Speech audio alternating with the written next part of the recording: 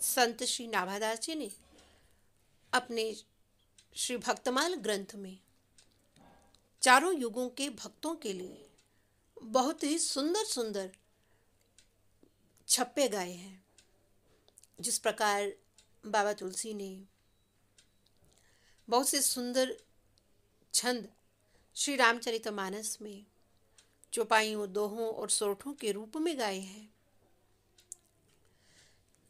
छंद में 4 चरण होते हैं, उसमें 4-4 पंक्तियों का एक पद्य होता है। ऐसे ही छप्पे में 6-6 पंक्तियों का एक पद्य होता है। तो कलयुग के भक्तों की श्रृंखला में श्री नाभादास जी ने भक्तराज श्री नरसिंह मेहता जी, जिनके जीवन चरित्र को श्रवण करने के लिए भगवान ने हमें बड़ी ही सुंदर मंगल घड़ी प्रदान की, उन भक्तराज नरसिंह मेहता के लिए श्री नाभादास जी ने बड़ा ही सुंदर छप्पे गाया। तो उस छप्पे में नाभाजी क्या कह रहे हैं? महासमारत लोग भक्ति लवलेस न जाने, माला मुद्रा देखता सुकी निंदा ठाने। ऐसे कुल उत्पन्न भयो भागवत शिरोमणि, ऊसरते सर कियो षंड दोष खोयो जिनी। बहुत ठोर पर चोदयो रस रीति भक्ति हृदय धरी, जगत विदित नरसी भगत जिन गुज्जर धर पावन करी, जिन गुज्जर धर पावन करी। महासमारत लोग भक्ति लवलेस न जाने। समार्थ कहते हैं कि जो गृहस्थ धर्म के नियमों का पालन करते हैं। तो उस समय, जिस समय नरसिंह जी का जन्म हुआ, उस समय गुजरात की धरती कैसी थी? महासमारत लोग भक्ति लवलेस न जाने, कि जिस समय लोग गृहस्थ के नियमों का तो पालन करते थे, लेकिन भगवान की भक्ति से विमुख थे, वैष्णवता से पूरी तरह से त्रस्त थे। माला मुद्रा देखी तासु की निंदा ठाने। वे स्वयं तो भगवान की भक्ति से विमुख थे ही, लेकिन यदि कोई भूले से उन्हें कोई वैष्णव दिखाई दे जाता, माला तिलक लगाए हुए, तो उसको देखकर ही उसकी निंदा करने लगते। तो ऐसी परिस्थितियों में, ऐसे परिवेश में नरसिंह जी, जो भागवत शिरोमणि है, उनका प्राकट्य हुआ। ऊसरते सर कियो षंड दोष ही खोयो जिनी। ऊसरते सर कियो अर्थात जो बंजर भूमि थी उसको उपजाऊ कर दिया, जिस पर उन्होंने कृष्ण भक्ति की फसल पैदा की। इस काम में कठिनाई तो बहुत हुई, क्योंकि परिवर्तन लाना आसान नहीं होता है। लोग बहुत तिरस्कार करते हैं। ये नाम प्रचार वाला रास्ता है तो कठिन, लेकिन जो सच्चाई से इस मार्ग पर चलता है तो कन्हैया उसको संभालते भी खूब हैं। ऊसरते सर कियो षंड दोष ही खोयो जिनी। तो नरसिंह जी ने उस बंजर भूमि को श्री कृष्ण भक्ति से भर दिया, उसे उपजाऊ बना दिया, और षंड दोष ही खोयो जिनी, और भगवन विमुखता रूपी दोष को उखाड़ कर फेंक दिया। बहुत ठोर पर चोदियो रस रीति भक्ति हृदय धरी। बहुत ठोर पर चोदियो अर्थात अनेकों बार नरसिंह जी को भगवान के दर्शन हुए। रस रीति भक्ति हृदय धरी। तो नरसिंह जी ने उस समय प्रकट होकर भगवान नाम का बहुत प्रचार किया। नाम प्रचार का रास्ता है तो कठिन। जो लोग भगवान से विमुख थे उनको नरसिंह जी ने भगवान के सम्मुख किया। उन्होंने भगवान नाम का प्रचार किया और स्वयं भी रस रीति भक्ति हृदय धरी। रस रीति भक्ति अर्थात गोपी भाव वाली भक्ति। नरसिंह जी का हृदय सदैव श्यामा श्याम की रस भरी भक्ति में डूबा रहता था। हमारे जीवन में थोड़ी सी विपरीतता आ जाए तो सबसे पहले हमारा भजन छूटता है। भोजन, सोना और कुछ नहीं छूटता। सबसे पहले छूटता है हमारा भजन, हमारा नियम, हमारी माला हमसे छूट जाती है। लेकिन नरसिंह जी इतने बड़े बड़े विघ्नों के सागरों को झेलते रहे, परंतु उनका मन अपने श्याम सुंदर के चरणों में ही रमण करता रहा। जगत विदित नरसिंह भगत, जिन गुज्जर धर पावन करी। नरसिंह जी की भक्ति का प्रभाव ये हुआ कि वो पूरे जगत में विदित हो गए। जिन गुज्जर धर पावन करी, जिन नरसिंह जी ने गुजरात की भूमि को पावन कर दिया। तो ऐसी कौन सी अपवित्रता फैली हुई थी गुजरात में कि नरसिंह जी ने उसको पवित्र कर दिया। भगवान से विमुख होना ही ये सबसे बड़ी अपवित्रता है। भले ही हम कितना स्नान करें, कितना ही साफ सुथरा कपड़ा पहने और कितना ही घर हम साफ रखें, यदि हमारी भगवान से विमुखता बनी हुई है तो हमसे बड़ा अपवित्र कोई नहीं है। हमारे सनातन धर्म में पूजा के समय और स्नान के समय एक मंत्र गाया जाता है, बड़ा ही सुंदर। शास्त्रों में वो मंत्र है, ओम अपवित्र पवित्रो वा सर्वावस्थां गतोऽपि वा यस्मरेत् पुण्डरीकाक्षं स बाह्याभ्यंतर शुचि। जिसका अर्थ है कि कोई भी मनुष्य जो पवित्र हो अपवित्र हो, वो कैसी भी स्थिति को प्राप्त क्यों ना हो, लेकिन जैसे ही वो भगवान पुंडरीकाक्ष का स्मरण करता है, भगवान पुंडरीकाक्ष का स्मरण करते ही वो बाहर और भीतर से पवित्र हो जाता है। तो कहने का तात्पर्य यही है कि मनुष्य जीवन की भीतर और बाहर से असली शुद्धि भगवत स्मरण से ही होती है। तो जिस समय नरसिंह जी का जन्म हुआ उस समय गुजरात की भूमि वैष्णवता से पूरी तरह से त्रस्त थी। लोग पूरी तरह से वैष्णवता से विमुख थे। और गुजरात की परिस्थिति का वर्णन श्रीमद् भागवत महापुराण में भी हमको मिलता है। श्रीमद् भागवत महापुराण के महात्म्य की कथा में जब नारद जी और भक्ति के मध्य में संवाद होता है, जब नारद जी भक्ति महारानी से परिचय पूछते हैं, तो भक्ति महारानी अपना परिचय देते हुए कहती है, उत्पन्ना द्रविड़े साहं वृद्धिं कर्नाटके गता क्वचिन् महाराष्ट्रे गुर्जरे जीर्णतां गता।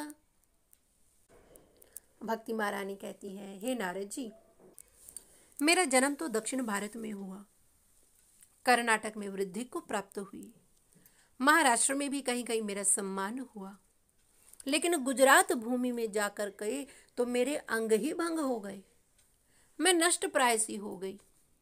तब अपने प्राणों को बचाकर मैं वृंदावन में आई। और कलयुग में भी जब नरसिंह जी का जन्म हुआ उस समय भी गुजरात की परिस्थितियां कुछ ऐसी ही थी। लोग भगवत भजन से विमुख थे। तो गुजरात की भूमि को भगवन में किसने किया? नाभाजी कहते हैं, जगत विदित नरसिंह भगत, जिन गुज्जर धर पावन करी। तो नरसिंह जी ने पवित्र कर दिया। उस समय गुजरात में भगवत विमुक्ता रूपी अपवित्रता जो फैली हुई थी, नरसिंह जी ने उस भूमि को पवित्र कर दिया। नरसिंह जी ने विमुख जीवों को भगवान के सन्मुख कर दिया। गुजरात की भूमि की रग रग में कृष्ण नाम का अमृत घोलने वाले नरसिंह जी हैं। तो आज उन्हीं नरसिंह मेहता जी के पावन चरित्र को आस्वादन करने के लिए भगवान ने हम सबको यह मंगल घड़ी प्रदान की है। भक्त नरसिंह मेहता की जय, सांवरो सेठ की जय। भक्त नरसिंह जी के चरित्र को वर्तमान में नानी बाई का मायरा, मारवाड़ी में जिसे नानी बाईरो मायरो इस नाम से अधिक प्रसिद्धि प्राप्त हुई। नानी बाई ये नरसिंह जी की बेटी है। इनका नाम है कुंवर बाई। जैसे हमारे यहाँ छोटे बच्चे को जब वो बचपन में उसको नन्ना कहते हैं और छोटी कन्या को हम नन्नी कहते हैं, ऐसे ही मारवाड़ी में छोटी कन्या को नानी कहते हैं। तो फिर वही बचपन का नाम ही कुंवर बाई का पक गया नानी बाई। तो महाराज नानी बाई भक्त नरसिंह की बेटी है और मायरा मारवाड़ी शब्द है जिसको हरियाणा में हम जब विवाह के समय की रस्म होती है हरियाणा में कहते हैं भात भरना। ऐसे ही राजस्थान में भी विवाह के समय की एक ऐसी रस्म है। इस रस्म में जब बहन अपने पुत्र या पुत्री का विवाह करती है तो उसका भाई अपनी बहन को मायरा उड़ाता है, जिसमें वह उसे खूब सुंदर सुंदर वस्त्र आभूषण और बहुत सारी भेंट देता है और उसे फिर प्रेम स्वरूप उसे चुनरी ओढ़ाता है और साथ ही अपने बहनोई को और उसके अन्य परिवारजनों को भी वो बहुत सी भेंट करता है वस्तुएं। इसी को मायरा कहते हैं। वैसे तो नरसिंह जी को भगवान ने उनके पूरे जीवन काल में 52 बार साक्षात दर्शन दिया है, ऐसा संतों के मुख से सुना है।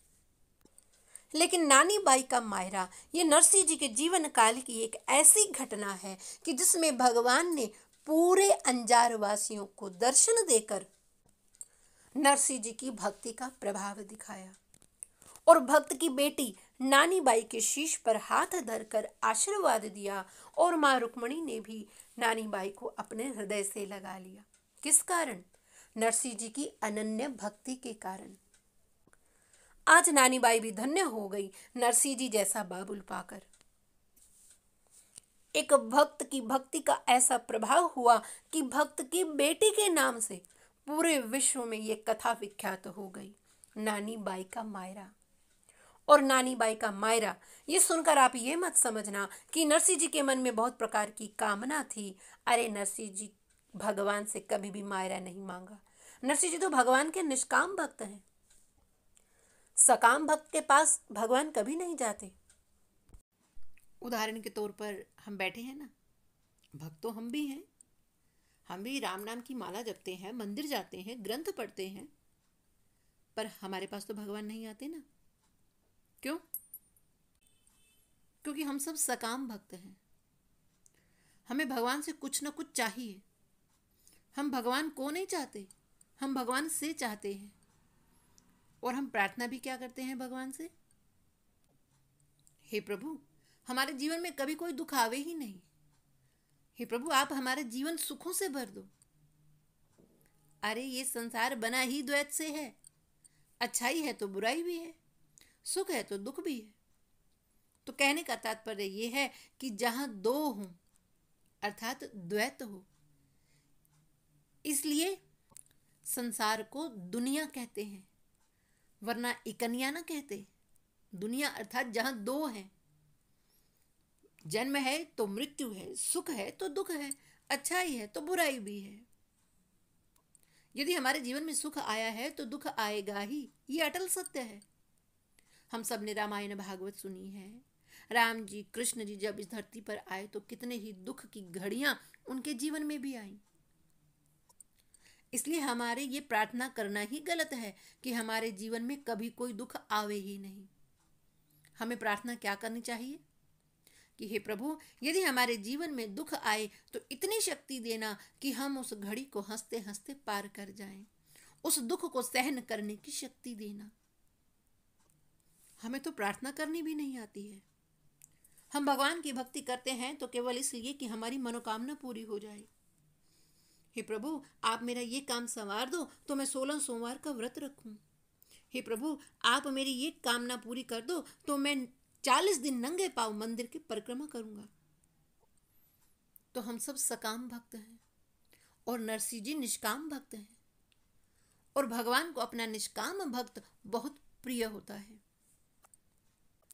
नामदेव जी, कर्माबाई, शबरी आदि सब भक्तों के पास भगवान गए। क्या देखकर? उनकी निष्कामता देखकर। भगवान को जितना अपना भक्त प्यारा है उतना कोई पदार्थ प्यारा नहीं। सुदामा जी को हम सब जानते हैं।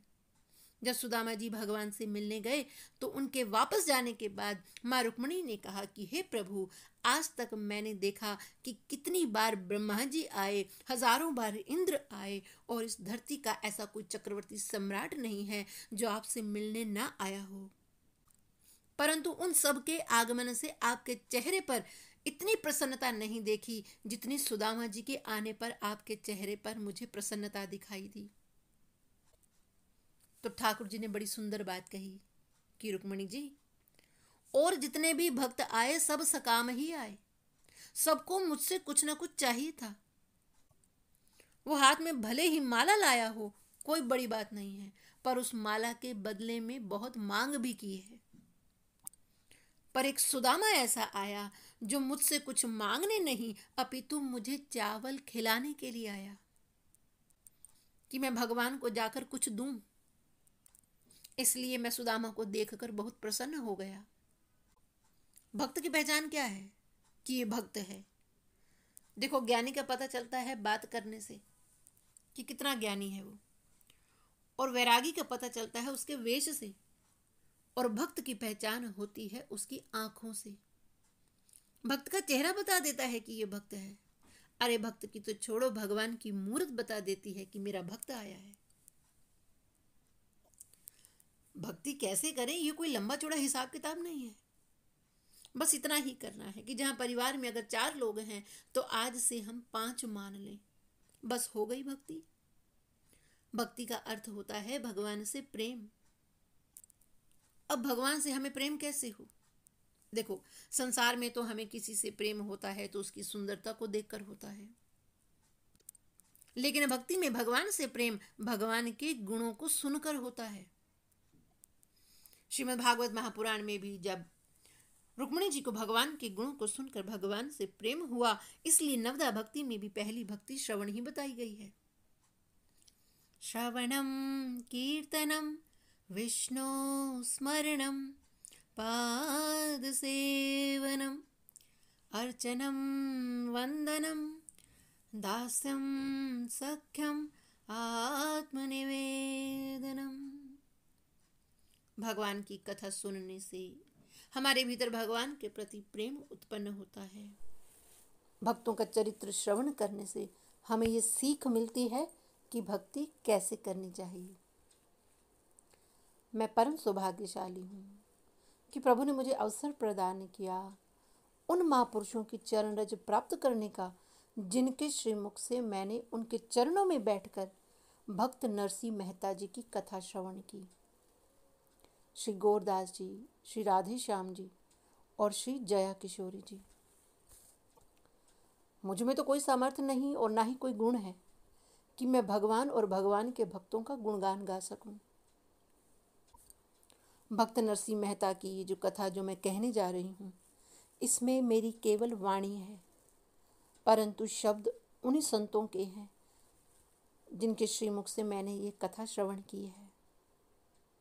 मेरे मन में ऐसा भाव है कि जिनसे मैं कथा श्रवण करती हूँ, उनकी चरण रज अपने माथे पर लगाने का, कि मुझे उनकी कृपा प्राप्त हो जाए। उनकी भावपूर्ण गाई हुई कथा को अपनी वाणी से गाकर वही भाव मुझे भी प्राप्त हो जाए और मेरी वाणी पवित्र हो जाए। मैं जो भी गुणगान करती हूँ और उसमें जो भाव आता है, ये भगवान की कृपा और उन्हीं संतों के चरण रज का ही प्रभाव है। नानी बाई का मायरा, मारवाड़ी में जिसे कहते हैं नानी बाईरो मायरो, इस कथा को सर्वप्रथम मैंने परम पूजनीय श्री जय किशोरी जी के श्रीमुख से सुना और वे ही मेरी प्रेरणा स्तोत्र बनी इस कथा को मारवाड़ी में कहने के लिए। तो आइए, कथा में प्रवेश करने से पहले हम अपने हृदय को भाव से परिपूर्ण करें। एक बड़े ही सुंदर मारवाड़ी भजन के साथ। इस भजन में भक्त का बड़ा ही सुंदर भाव है। तो आइए उस भजन का हम सब आनंद लें। एक बड़ा ही प्रेमी भगत होया, मारवाड़ी भगत। वो इतना प्रेम करता भगवान रो कि भगवान री मूरत देखी, काना रे हाथ में बंसी देखी, तो वह एक भजन गायो। और काई भजन गायो? कानो बैठो कदम री डालिया रे, वो तो बंसरी बजावे दे दे तालिया रे। अब आने भोलोपन देखो री कि ताली बजान कई बंसरी बाजे, बंसरी तो मुंडाऊ बाजे। इतना भोला भगत, पर वाने भाव एक ही कि की करी करन में सांवरियो रो जुड़ो रो। तो भजन में काई कवे? सांवरियो थे चंपा रो फूल और मैं थारी डाली हूँ। हे सांवरियो थे थे झरोखो तो मैं थारी जाली हूँ। हे सांवरियो तू घड़ो ने तो मैं थारी डाणी हूँ। हे सांवरियो थे जीजा जी तो मैं थारी साड़ी हूँ। और हे सांवरियो तू जीता तो मैं थारे आगे हारी हूँ। तो भक्त के इस सुंदर सुंदर भावों को हम अपने हृदय में भरते हुए इस भजन का आनंद उठाएं।